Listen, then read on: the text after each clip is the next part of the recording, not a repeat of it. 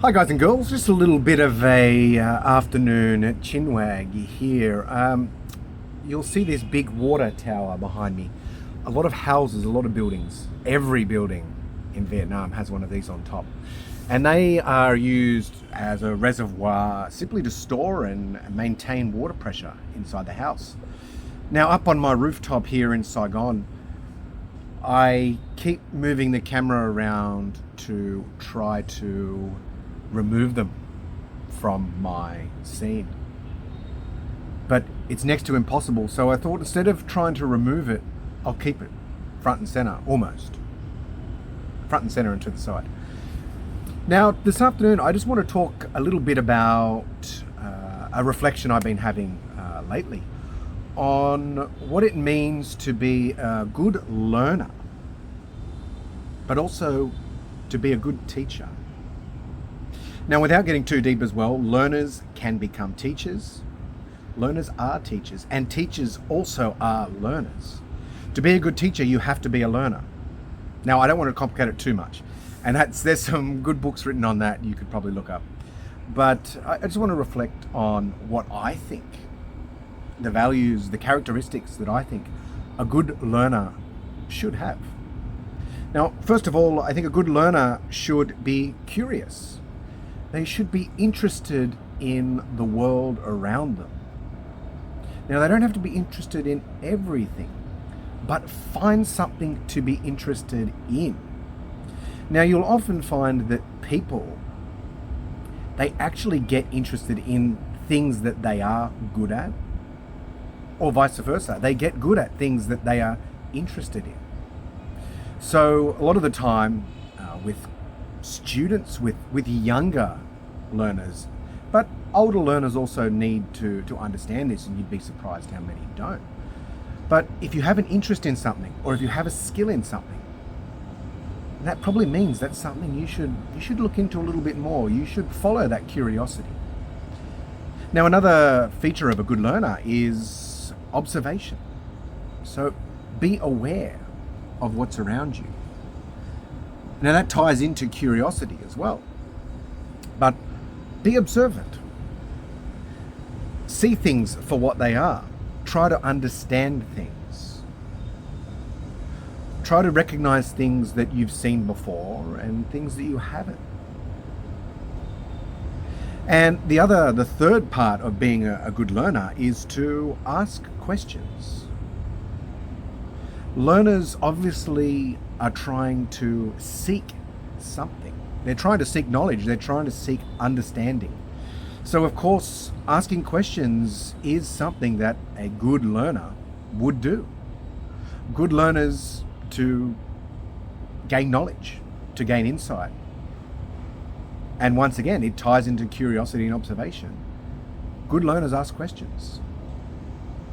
Now, there is a difference between a good question, well, I was going to say there's a difference between a good question and a bad question, but then there's also an old trope, an old saying that there's no such thing as a bad question.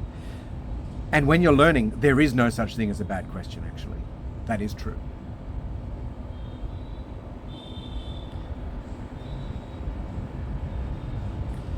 Now, to be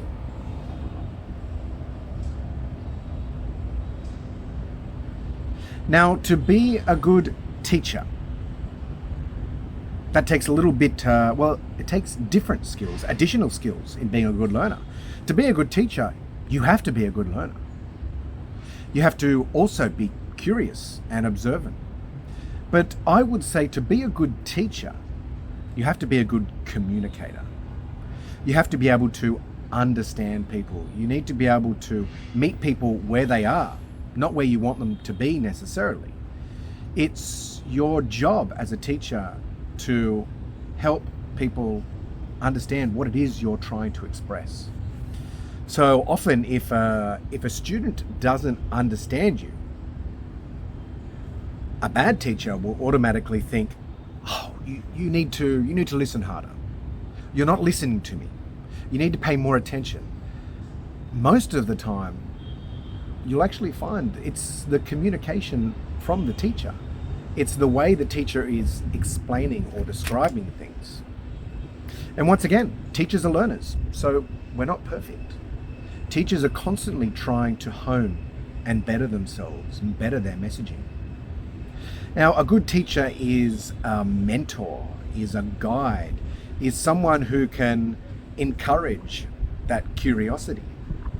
It's someone who can facilitate and maintain some kind of momentum in an activity. It's someone who can self-reflect and help others to also self-reflect. Now, these can be teachers, they can be friends. When I say teachers, these teachers can be formal teachers in a classroom setting or a university setting. They can be friends, they can be parents. Parents are teachers. I often tell my friends, I'm not a parent myself yet, but I tell my friends who are parents, do not underestimate your role as a teacher. Now, teaching, a good teacher also doesn't necessarily confine themselves to a classroom or a textbook. A teacher uses the world as their classroom. The world is a classroom. You can learn anything, anywhere. That's why traveling is so great. But that's also why staying at home, staying in one place also has benefits, because it gives you exposure to different things. So I would say a good teacher, pretty much, more or less, is just simply a good communicator. Someone who can maintain attention of their audience. Someone who can simplify complex ideas and help their audience understand, to gain insight and to experience that for themselves.